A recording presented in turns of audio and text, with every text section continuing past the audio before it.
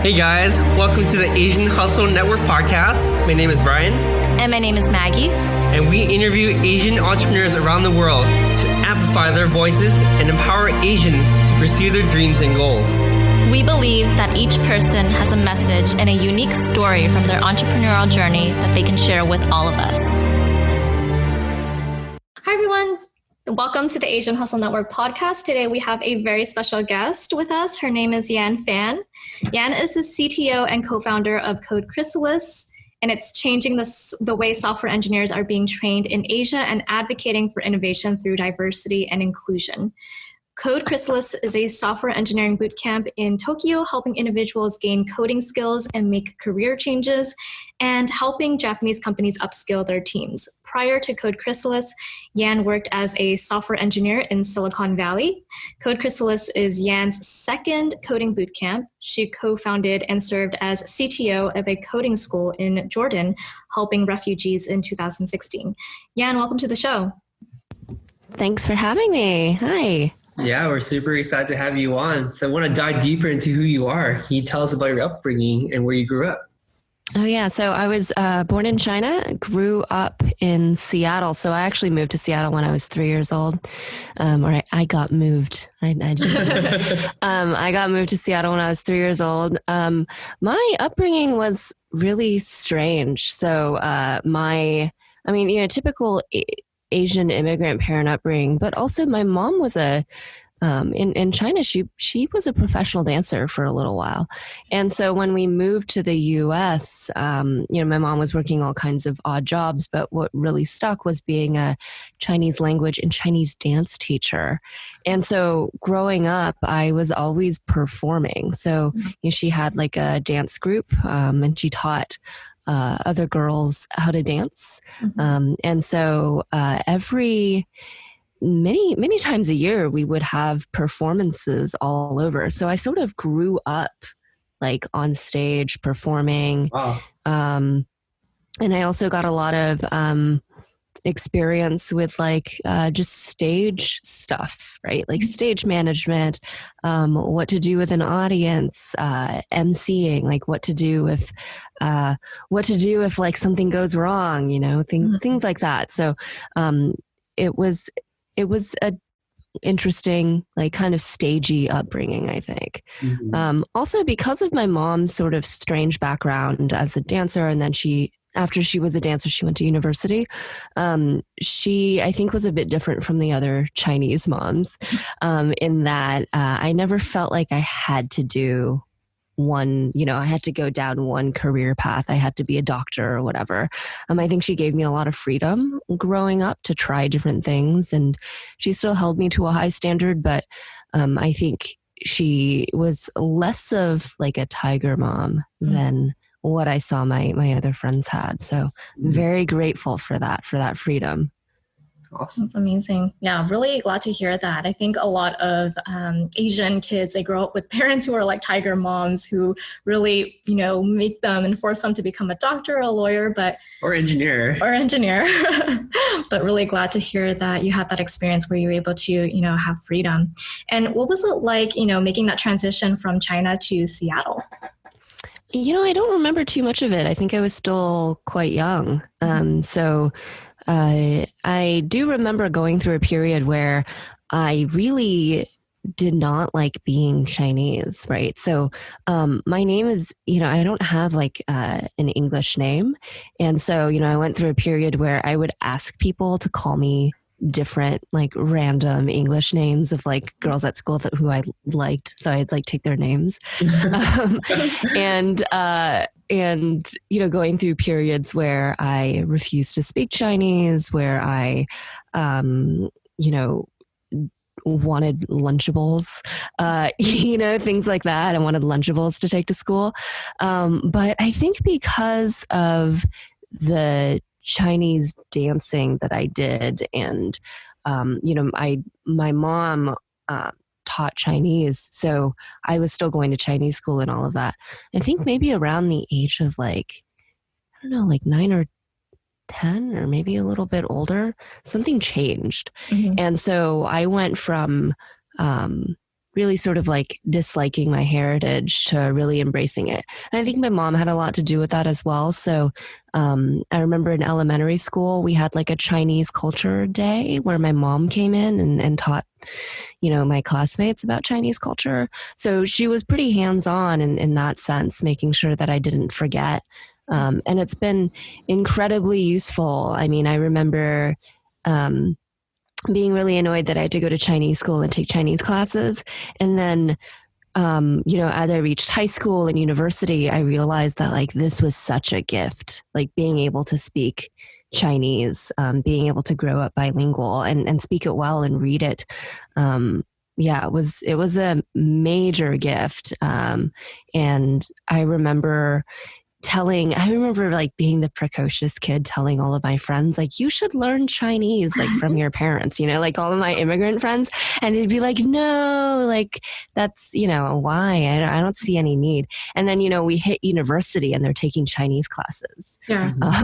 Right. And so I always felt like, oh my goodness, I may have been wrong about many things, but I was right about this one. Yeah. And that story is so relatable too, because I feel like it's a common theme with us growing up in America or any Western country. It's like we always have a feeling of wanting to de-associate yourself with our culture based upon how our peers look, how we want to be viewed. But the one thing I really love about your story, and very similar with a lot of people out there, is that there's a movement right now. We're owning up to our heritage. We're proud of who we are. We want to learn more about our heritage. Mm-hmm. Yeah, you all are at the forefront of that, which is awesome.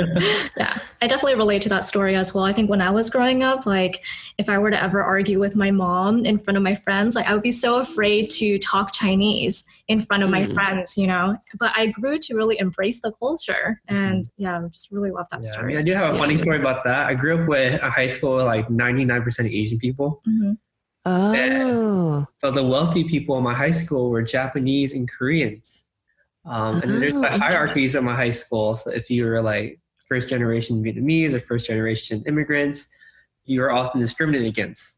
So the ironic part about me is that I never own up to my own Vietnamese heritage, but I always been proud to be Asian, which is very interesting. Wow, that's fascinating. Yeah. Wow. All right. Yeah, I definitely did not. My school was pretty diverse, but there wasn't like a massive Asian contingent, I think. Yeah. It's amazing. And so, when you were going into college, you went to Dartmouth College. And how was your experience there in making that move from Seattle to New Hampshire? Oh man. I got suspended from university. Wow. Is how it went. Dartmouth was eye-opening, I think. It was such a culture shock, getting well acquainted with all the fancy East Coast prep schools, right? Mm-hmm. And realizing like exactly how casual the wealth was, right? Mm-hmm. I would see people throw their like North Face jackets on the ground and I'd be like, oh my God, that's like a $200 jacket. Like thinking to myself, like, oh my God, these kids are like, they're so ungrateful. It was a massive culture shock. And I think Dartmouth actually, I don't remember any of my economics classes. I took econ because they told me that I needed to find a job and that was like a good major to have to break into finance. Dartmouth really taught me about white people. Like, if I can be totally blunt, like Dartmouth really taught me about white people. It taught me how to, because the schools that I went to, Seattle's a pretty diverse place. So, and I think like also in terms of like economics, like it was pretty like middle, like lower middle class, right? Mm-hmm. Like, this is the first time that I was surrounded by that much wealth, and like a particular type of white person, I think, like, And so it was really just like learning how to navigate and learning what they were interested in, how to make conversation with them. Like that was what Dartmouth taught me. Wow. Yeah. I know, like Skill, by the way. Yeah. what? I'm still missing the ability. I went to a college that they dubbed University of Chinese Immigrants. That's good that you have that experience though, because like, you know, Brian and I grew up in California, and so he's from LA, I'm from SF. So we grew up with mostly Asian people. And I feel like I still have a little bit of trouble, you know, communicating with white people or like, you know, doing business together, you know, it's it's something to exactly. Yeah. You know, I had a friend in university, an Asian friend, confide to me that like she was just like scared of white people. Like she just like didn't know what to do in those situations. And we were at Dartmouth and just like, you know, like 50% white. So yeah, it was an eye-opening experience, I would think, I would say. And it also kind of taught me a lot about sort of like perceptions of like elitist hierarchies, you know, because it was really clear what the hierarchy was at Dartmouth in terms of like the jobs that you would get. And this was never anything that I really thought deeply about. But, you know, at Dartmouth, it was like investment banking, consulting, trading. And then the hierarchy was like, you had to be front office, right? So like, you know, finding like an HR position or even like thinking that something like HR or accounting or something else was like something that you wanted to do was like a huge no-no. Mm-hmm. It was like, you can only be an investment banker, a trader, a consultant, and like anything else below that. The message that I got was like, it was beneath you. Like it was just like looked down upon. And so that like really sort of pigeonholed us into like this level of like stuff, this like group of jobs.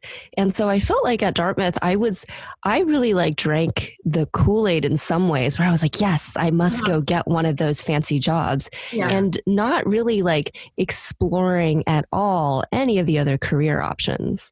Right. And so what ended up happening with that mindset is like, you end up, you know, getting one of those jobs and realizing it really sucks, you know, like, yeah, maybe you're like on top of like the proverbial like food chain that you've been, you know, like you've been indoctrinated by, but then you realize like it really sucks. And like, maybe like there's these other positions and jobs that you would be happier doing and are also important. Like that was the other thing, like realizing like the people at the top or at the front office aren't like, you know, they're important, but they're not like the be all end all in the company. Right. And so I think that there were a lot of things that I learned and had to unlearn at Dartmouth. Yeah. And I also like struggled, I think, academically, I really struggled there. I did not like my majors. I was incredibly bored by economics. I was like always falling asleep in classes. Wow. I was always asleep. Like it was, economics was like I like reading about certain things, but like being a full blown economics major was just like such a snoozer. And I also, I got suspended. I got into a fight. I got into a fight. It was not for academic reasons. So even though I was a crappy student, I never like broke any rules. I got into a fight my sophomore year. And I punched the president of one of the largest sororities on campus. And and it happened in a fraternity. It was like the fraternity and the sorority had like a joint like cocktail thing, party thing that I crashed because I had a few friends in the sorority. And so I punched their president. And it also turns out that like the president's boyfriend was the president of the fraternity that I was at. Wow. And so like all the eyewitnesses were like completely against me, right? Because they were all like the sisters and brothers. But yeah, I got kicked out of Dartmouth for a year. Wow. Oh my Yeah. So I actually, I'm a 5th year senior. That is a story to tell. I mean, it doesn't matter what you when you graduate, it matters what you did in your life. No regrets, right? No regrets. I mean, looking back, I maybe should have punched her harder. I don't know, just make it worth it, you know? If I knew I was gonna get I knew I was gonna get suspended for a year, I should have maybe punched her harder. Violence is never the answer, guys. I'm just kidding. But she's looking at it from a good perspective. And so, you know, after you graduated, you went into finance, right? What was your experience at that first job? And how did, you know, it sounds like it wasn't a good fit for you. How did you know it wasn't a good fit for you? And like, how did you how did you choose Singapore too? And how did your parents take you moving back to Asia essentially? Yeah. Oh my gosh. How did I know it was the wrong fit? Like the first day, I fell asleep. I fell asleep so often on the job. Like it was just like the dullest shit ever. So the cool thing about I was in commodities. So I was like part of their management trainee program where they had you rotate all over like different offices around the world. Mm-hmm. Which was like probably the coolest part, getting to go and see a bunch of places, right? And they would, you know, fly you everywhere. And so I was in the US for probably like, I don't know, a few months. I was in Switzerland for like a few weeks. And then I was also in, they placed me in Singapore, like more permanently. Mm-hmm. Yeah, it was, that was the travel was like really the only perk. And that was like what sort of kept me. Cause you know, I got to, you know, I didn't get to travel at all. You know, growing up, obviously we didn't have any money. Right. You know, occasionally we'd go back to China, but that was just like a very rare occasion as well. And then suddenly I'm in a job where I'm in like, you know, Thailand one weekend and then in like Brazil the next, right? So it was pretty cool in that sense. My mom has always been pretty chill. So she was never the Asian mom who was like, you need to stay, you know, here with me or else, you know, I'm gonna go crazy. So my mom was always like really open to me traveling. So she never had any issues with that. But yeah, the job, yeah. What can I say? I was a pretty terrible employee too, because I just like, I think I tried a bit to like try to understand what I had to do, but it was so boring that like my brain just refused to work, you know? It's just like, I'll be like reading the same things over and over again, but I'm just like, what's the point? Like my brain's like, what's the point of this? Like, you know, like this stuff is dull as hell and you don't like this. So like, I refuse to learn this. So it was a constant struggle with my brain to like try to force it to, you know, work. And I just felt really stupid on the job too. Like, you know, that these calculations aren't that difficult. And like, you know, there's people who I don't think are much smarter than me doing this stuff. So what's holding me back? And I think that's what really, you know, from pretty early on, I was thinking like, how do I get out of this job? Right. Yeah. So yeah, I mean, if you're, for those listening, if you're falling asleep at your job, if things just like don't make sense, it's probably that you're just not a good fit for the job, right? Like you want to be in a role where, you know, you're really passionate or at least you're really excited to learn. And I wasn't excited to learn at all. Yeah. I think what's really interesting about your story is like, I think a lot of people have that problem. They are not interested in the work that they do if they're at a 9 to 5, right? You could either have two different perspectives. You could be like, maybe I'm just not a good employee and I don't like to do work, or maybe this field isn't something that I'm passionately interested in. And it seems like the latter is what you were thinking of because you did transition into tech after that. So can you talk about that transition and what really brought you into tech? Let's also talk about your first entrepreneur venture as well. That kind of each other. Yeah. So my first entrepreneurial adventure, I mean, it happened when I was still working in commodities. And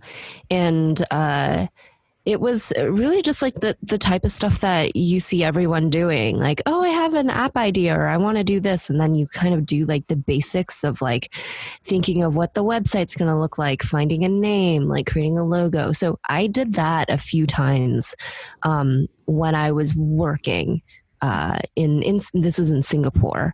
And probably the furthest that I got, which was, looking back, not very far, was working on like this F&B, this food and beverage startup, with a friend of mine who was actually doing his MBA in Singapore. And we had, I think it was his idea. And we were working on it together, but, it wasn't really going very far. And I think, I sort of like just fell out of interest with it. Right. So even though it might be like might have been a good idea, like if you're also not interested in it, like it's not worth pursuing it. Right. So I just never felt like I had enough going on to like really quit my job and pursue something. In terms of like how I made the transition out of tech, I had all of these startup ideas and they always required some form of tech. And that was something that I had no idea about. Right. And I was also seeing a lot of friends on, with like these fancy finance jobs, leaving to go to Silicon Valley. Mm-hmm. And so I thought like, oh my goodness, I don't know if I can compete with the people coming, leaving like Goldman Sachs and McKinsey, right? Because those are like much fancier names than what I have on my resume. And, we'd be competing for the same jobs. So maybe I'll think of some other sort of way to make my way into tech. And so that's when I stumbled upon, maybe I'll try to learn how to code. And this was not too long ago. This is 2014, but, the world was very different looking at the time. So, coding bootcamps weren't really a thing then. They weren't very well known. Tech was only just, I think, starting to get really hot. So this was like when Uber and Airbnb like first started like really gaining traction. Like I remember Uber starting up and being like, I don't think that's going to work out in Asia or something like that. Right. And being terribly wrong about that. Or actually, no, I was kind of right. I mean, they didn't work out very well here.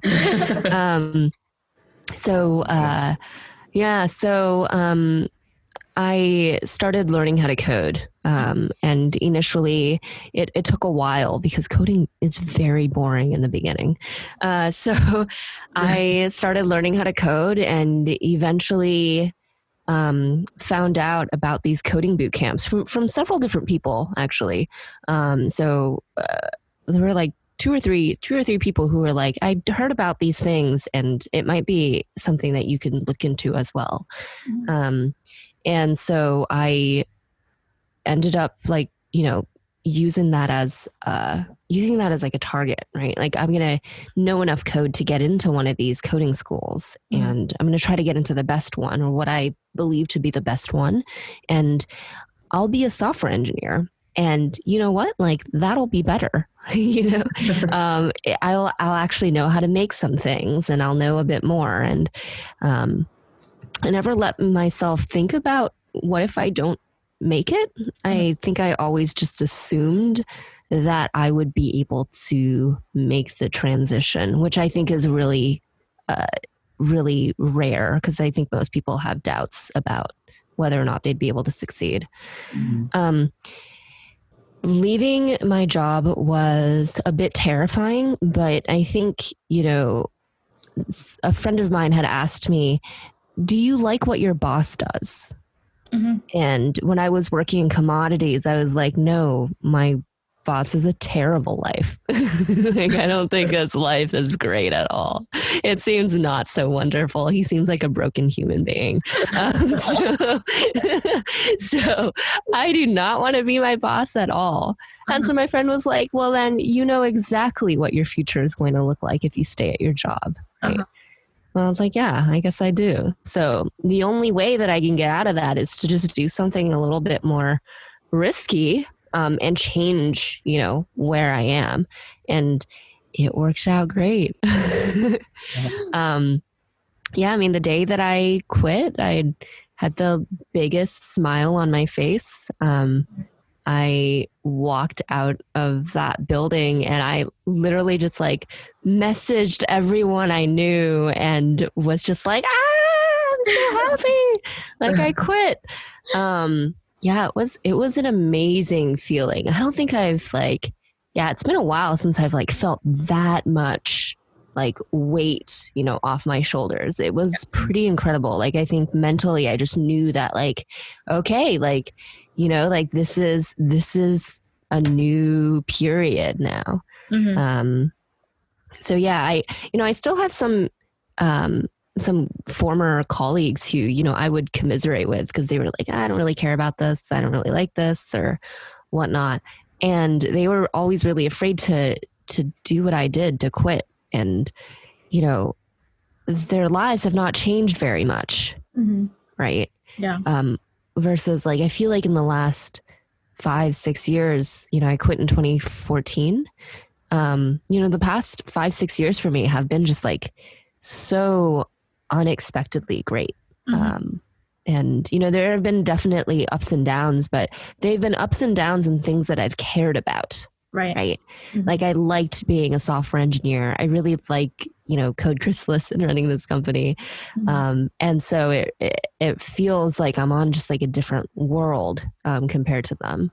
Yeah, that's amazing. I love how you put that story together because I feel like a lot of people who are thinking of whether or not they should make the jump and are questioning their sanity at the job that they're in feel like they know the answer already, but they're just looking for it from someone else. And for you to have someone to ask you, do you like where your manager is at?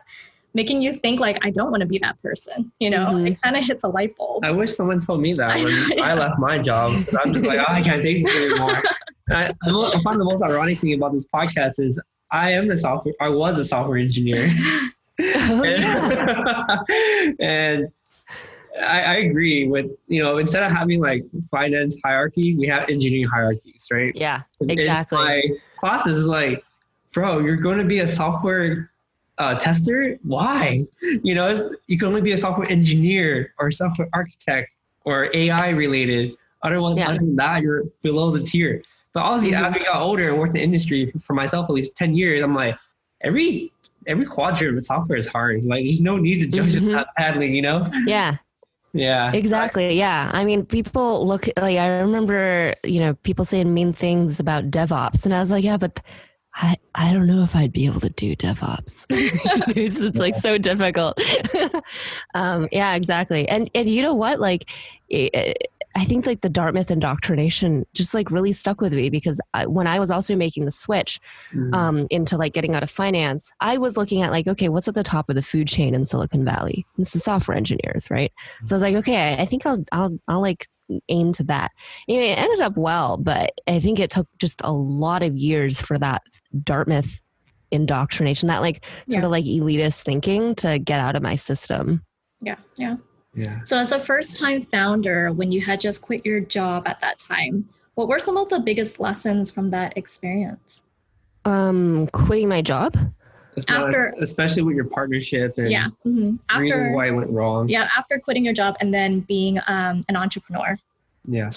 Well, I mean, I quit my job to become a software engineer. So I was working, you know, I quit my job, did the boot camp, got a software job. I think like the first early iterations of like trying to make the company happen, they weren't particularly, I didn't really learn too much from those. I think the venture that I really learned a lot from was actually the coding boot camp in the Middle East. And that was, I mean, it was like an immense shit show in many ways. I sort of got roped into that because there were kind of like 3 other co-founders, but the main one I had gotten to know. And so I was basically like, wow, I feel like I'm really well suited for this, right? So I was also an Arabic major in university, besides like the economics. And, you know, I'd done the boot camp. I had done a boot camp. I had also like been help, like part-time working at it as well, like teaching, etc. And I had like a businessy sort of background. So I was like, oh man, I'm like really well suited to do this boot camp thing. And so I was helping them out basically like on my spare time. So I was still working as a software engineer and helping get the school set up. And, you know, I think like what I learned from that was that I could do it. In the previous like Asian Hustle Network event, I think I got a question about like imposter syndrome, right? And you know, I get that question quite often, which is like, how do you deal with imposter syndrome, etc.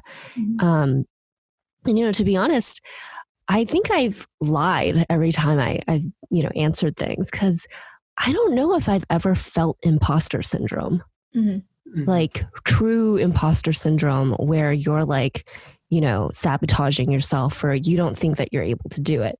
You know, I've always thought that I was able to do it, like in terms of right there. What? That is your superpower right there. Maybe it is. Yeah. I've always thought like I could do this. It's just like a matter of like whether or not I'm interested. Right. So when I was in commodities, it was like, I can do it. The other people around me who are killing it are not like so much smarter than me. Right. It's not like I'm like super dumb. It's just like, I'm not interested in this. And I think starting the coding school really solidified that, because, you know, the person who was essentially the CEO of it I just thought was like just such a flawed, incompetent character. Right. And like what really got him forward was the fact that he was like an older white man. Right, who could talk like a good game. And so, you know, looking at that and looking at those figures around me who were similar, like maybe they didn't have a lot to give, but they were really good at talking, for instance, or they were really good at like one particular thing. I think always seeing that really gave me confidence that like I could, if that person can do it, like I can do this on my own. Like I can do this, like, and do a much better job. So that's always been sort of like my thinking behind things. And, you know, if I don't know something, if I make a mistake, my thought process has always been like, well, now I know better, and that makes me more valuable. Right. So, yeah, it's really strange. I think people assume that I have imposter syndrome or I've experienced it because I'm like an Asian woman. But, you know, in fact, I haven't really experienced it. It's just been like, I rationalize it away. Like, oh, I was lazy, of course, like, you know, because it's boring. Or, you know, I was procrastinating. So I need to be better about, you know, not being on YouTube all the time. You know, it's never been like, oh, I feel like I'm I'm too dumb to do this. Like it's never been like that. Yeah. I could relate to that story a lot because I had the same superpower. Every time things go bad, I'm like, because I'm not trying, or things go bad, I don't care. You know, and especially with that mentality, it gets you kind of far with entrepreneurship because you just overcome rejection so easily. Yeah. And I just remember like just going to my first engineering class and totally getting an F on it and intro to CS. I'm like, I mean, it's too late now. I'm going to be a CS major. You know, so I think it does go a long way. And I think that the human potential, this is a whole different subject here. Human potential is like, over time, you become good at something you actually care about. You know, it doesn't matter what it is. You just have to care enough about it. And all these suggestions that society set to degrade you or make you feel like you're not worthy are just self-limiting limitations that we set for ourselves, essentially. Yeah, absolutely agree. Yeah. I remember that. Oh, go ahead.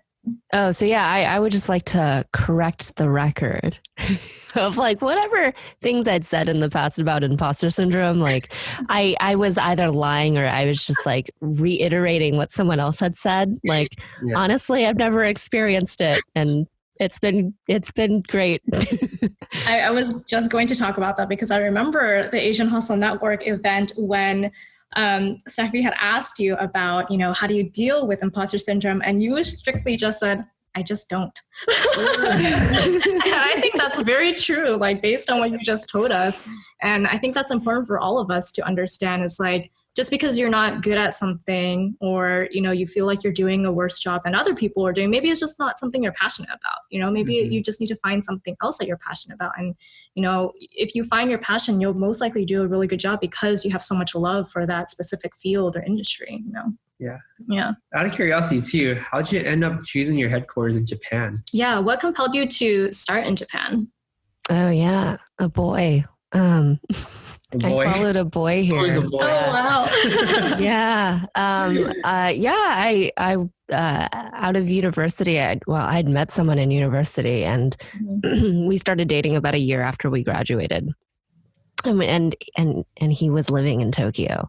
You know, I was not in Tokyo. I was in Singapore, and then I was in San Francisco, et cetera. So we'd been long distance for like 4 or 5 years. For a long time. And so, you know, I made the career switch into tech, not only because I wanted to get out of, you know, finance, but also because I wanted greater flexibility, right? So him working in Tokyo, he likes his job. He likes what he does. He's in finance. He's one of the weirdos that, you know, studied economics and went into finance and actually really likes it. And, you know, is rocking at it. So I was like, you know, okay, if you like your job and I don't like my job, like it makes sense that I would be the one trying to figure out how I can like fit into making this, you know, making this location thing work better. And so I was like, okay, I'll be a software engineer because then I can work from anywhere. And so that's what happened. I stayed in San Francisco for, you know, like kind of 2-ish years to get experience when I realized like, wow, this is where all the jobs are. And this is like the best place to gain experience. But you know, while working as a software engineer, I was actively looking to see what I could do in Tokyo. And you know, I was always pretty fond of Tokyo. I'd been visiting it when we were dating quite often. When I moved to Japan, there was never a culture shock moment just because I'd visited so often. It really felt like a second home. So I was, you know, actively looking to see what companies I could start in Japan. And so there were like a lot of random things that I was looking at. I was also looking at like job openings and things like that. And so, you know, while this was going on, my co-founder got introduced to me by a mutual friend. And he was looking to start a coding boot camp in Tokyo. And, you know, my friend was like putting us together thinking like, this sounds like a pretty good match. Like Yan's a software engineer. She's, you know, she's like really experienced a lot of facets of running a coding boot camp. And Connie wants to start one and he needs someone, you know, that technical co-founder. So we got put together and a few months later we shook on it and started working on Code Chrysalis. Wow, that's amazing. That's amazing. Yeah. It was really good. Yeah, it was just great timing and it lucked out that we got along, that our skill sets were like a good match, I think. And I think, you know, I've also benefited from his experience. So he's quite a bit older than me. He's in his 40s, almost 50s. You know, he's got a lot of corporate experience, management experience. And so, you know, I've benefited a lot from learning from him. Also, we have like the fun generational dynamic. You know, I'm in my early 30s, he's in his 40s, you know, woman, man, like we're able to really play a lot of different groups because of that dynamic. So I think it's been pretty useful. And yeah, it's been a good match. It's way different from my first boot camp, I think. And I learned so much from the running of it and also my exit from it. I mean, it's still running, but you know, I consider it a bit of a failure because it's never achieved what, what things I had in mind for it. And you know, listening to your stories, it's very inspirational. But I do want to dive deeper into some of the problems you face as a startup founder and running your own company. Because as founders ourselves too, and talk to other founders, there's always a constant fear of like, are we moving in the right direction? Are we having the right people? Are we can we stay alive for the next 6 months before we run out of money type of situation, you know? You want to dive deeper into that too and hear more about your experience being a startup founder and what kind of issues and stress that it caused you and how did you overcome them? Yeah. I would say like finding talent is such a huge stress and managing, right? Yeah, that's probably been like sort of the biggest, things that I think about. I don't quite think about, will we be able to, pay the bills as much, thankfully. But it has been like, are we going to be able to grow this with the right team? There were a lot of lessons that I learned. I learned to trust my gut and to not make decisions out of emotions and being able to identify that. Whether the emotion is like fear or the emotion is like, being worried about what other people might think, and making instead decisions that are a lot more rational and logical and whatnot.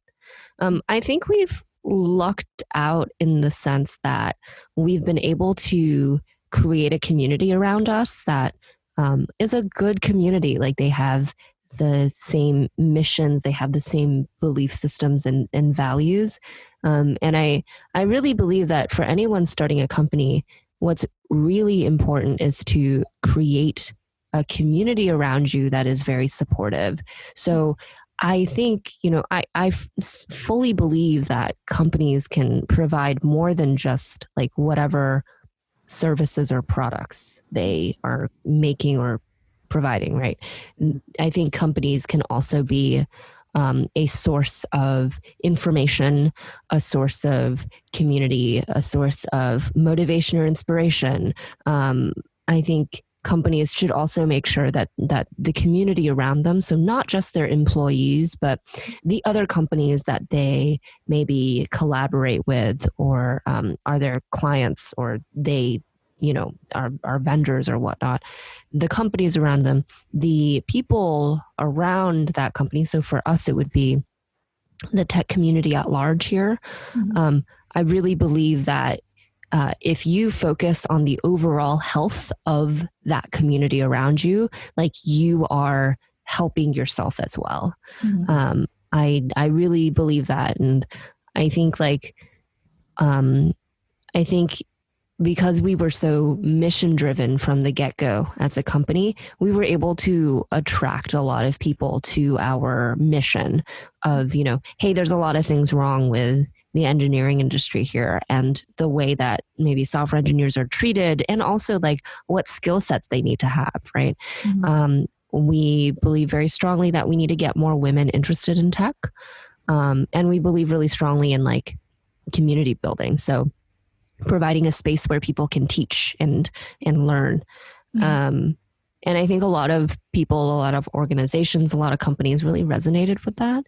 And we've been able to thrive in a sense because of their support. So that's probably been a really big thing that I've learned that I wasn't expecting, was how important the community around your business is and how much you have to nurture it. Love that. And on that note, I'd love to know more about what type of initiatives are you involved in to empower women in STEM? Because we know that you're super involved in that. Can you talk a little bit about articles in that too, by the way? Oh, cool. Can you talk about your experience there? Yeah. So, I wasn't terribly involved in women's issues in finance.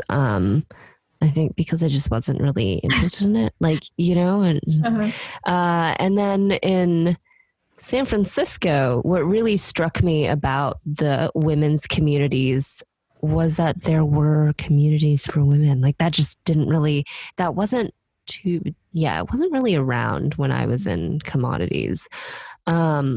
And so I started going to Women Who Code events, and there was also like Girl Develop It and things like that. And just being really amazed at how supportive like the community was.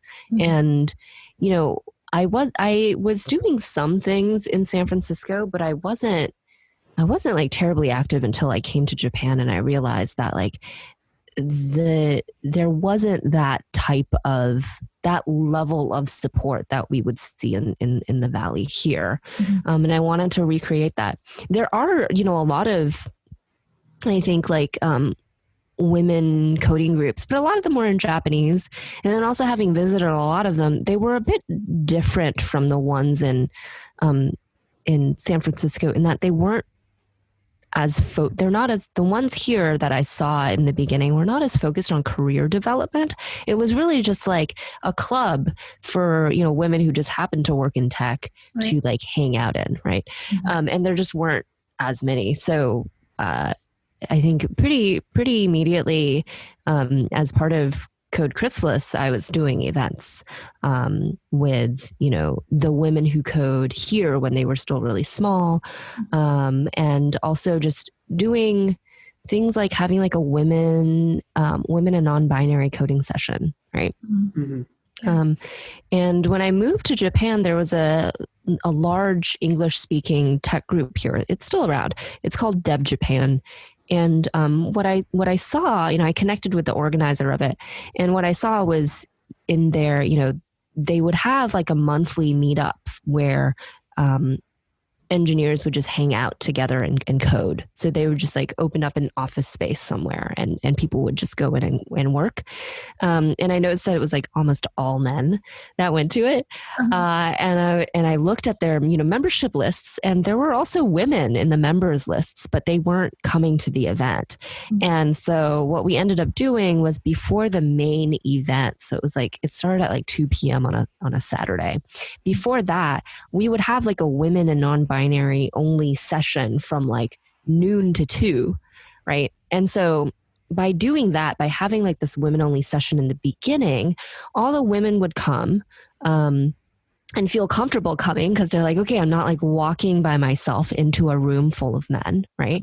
And they would situate themselves already and like, make their space, put their stuff down in this like office space that we were using.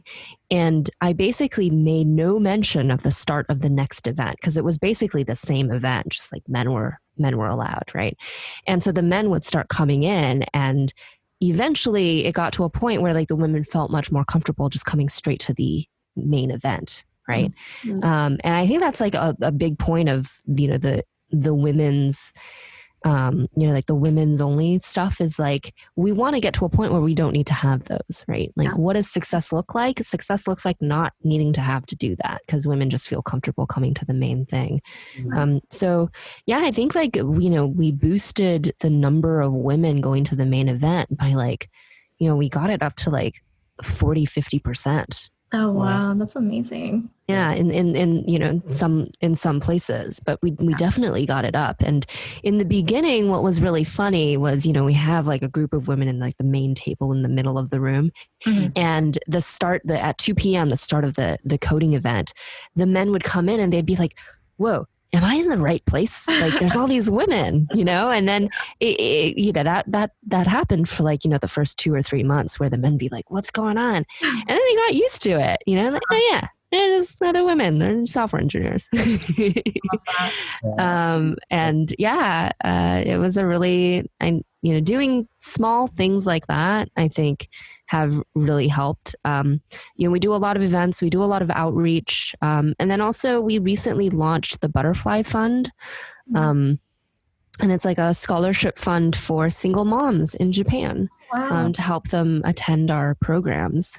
I think like what happened during coronavirus was, a lot of people are having a pretty tough time. And so I reached out to a few people just saying like, hey, I noticed, this happening. Would you want to take coding classes? Maybe we can figure something out. And I think word spread word spread about that. And we had more single moms, more mothers, more people in need asking like, hey, can you, give me a massive discount or something like that. And we're a small company, we need cash flow. And so we're not able to do that for more than like, a couple people at a time. So we thought like, this might be good to find some people to donate money so that they have, some tuition money. So yeah, that's how that started. And with a few friends, I also started a thing called Speak Her. So it's spelled speak SPEAK and then her HER. So speaker, cute little pun on the word. And it's really basic. It's just like a list of women willing to speak and like the topics that they can speak on and their bios. And that's it. And you know, it's really simple, but it's gotten, I think, a bit of attention. And you know, people just have, I mean, it's mostly men, have the excuse when they're doing events like, oh, I couldn't find a woman. And as we know, like, that's just not true at all. It's just, you know, they're maybe not in their network. So this has been, we put this together to kind of show people that like, oh yeah, there's lots of women out there. And I've been really happy to report that people have been using it. So, you know, recently a company held an event and, you know, we get to see all the communications when they want to contact someone. So we saw that they were like pinging all of these different women speakers on there. Journalists, when they're looking to interview someone, we've also realized have been using this website to like find women experts that they can quote. So it's been pretty cool getting to see some people get use out of that. Yeah, that's so powerful too, because nowadays it's even more important because what does your company represent? You know, what are your values? What are you guys all about? You know, how do you stand out from your competition? How do you make the world essentially a better place? And we see that with what you're doing. We see that with your values and your passion. We see Yan in your company, which is awesome because sometimes we look at people's companies like, okay, it's just another company. It has no soul. But yours has a soul. Oh, thank you. Thank you for all that you do, Yan. And so we have one final question for you, and that would be, what advice do you have to an aspiring entrepreneur? Oh man, what advice do I have? Man, that's a really tough question. I don't know. Your finance. Get out of finance. Yeah. I would say like, you know, I know a lot of people say like, just do it, but I really don't believe that that's like a good advice because people just come from so many different backgrounds and so many different advantages or disadvantages. It's really disingenuous to say like, just do it, you know? I think like my advice is to stay focused on doing one thing very well. Yeah. I think like, you know, riches are in the niches. Like, if you can like find something that you really like and that you feel like is making a difference, not to like tons and tons of people, but maybe to just a small group of people, focus on that. I think that's the most important. You know, I think that's probably my biggest piece of advice. Like people want to do something where like everyone can join in, but I think the focus is just to focus on one type of user first and then grow from there, right? And really understand your users, really understand how you can best serve them, how you can make a difference in their lives, and then grow from there. Yeah, love that advice. Thank you, Yan. And how can our listeners learn more about you online? Oh yeah, they can find me on Twitter. My username is Yanarchy, so anarchy with a Y in front of it. I'm also on Instagram, but I don't really post a lot. It's mostly just pictures of my dog. And they can also find my company, Code Chrysalis, all over Facebook, Instagram, Twitter, on our website. Yeah. Amazing. Awesome. Thank you so much for sharing your story, and it was awesome having you on the show. Thanks for having me. All right. Thank you. Bye. Hey guys, we hope you enjoyed this episode. Please subscribe to the show. We would like to get to the top 10 on iTunes, so be sure to leave us a 5-star review. We release an episode every single Wednesday, so stay tuned. Thank you guys so much.